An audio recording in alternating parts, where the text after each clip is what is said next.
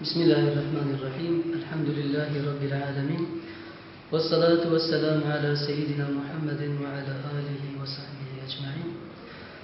Bugün itibariyle Türkiye genelinin 21 ilinde ve 53 merkezinde olmak üzere Kur'an aşıklarının Kur'an-ı Kerim'i ne kadar anladıkları noktasında kendilerini sorgulamak için Kur'an Nesli platformu olarak Kur'an ilimleri ve Kur'an meali bir sınav düzenliyoruz.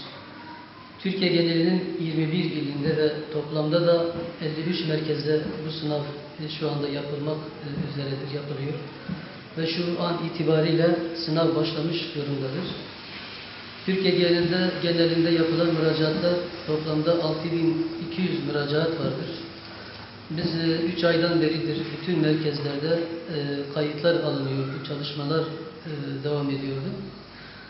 Beklenilen şekilde katılımlarımız oldu. Allah'a hamdolsun. Kur'an-ı Kerim'e olan teveccühü, ona verilen önemi biz gördük. Bundan dolayı da çok mutluyuz. Bütün katılımcılardan Allah razı olsun. Kendilerine teşekkür ediyorum.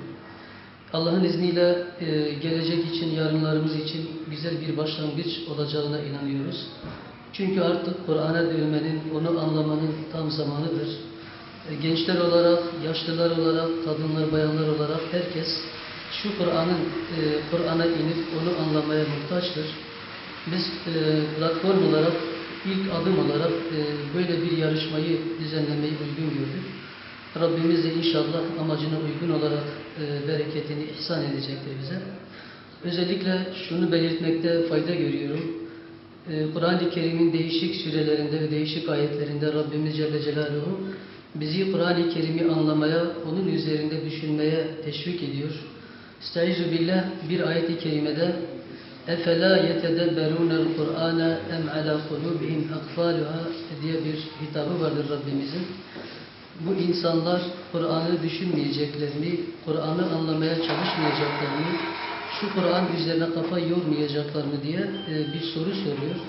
اَمْ عَلَى قُلُوبِهِمْ اَقْفَالُهَا diyerek de yoksa Kur'an'ı anlamak için kalplerinin üzerinde kilitler mi vardır diye bir uyarıda bulunuyor.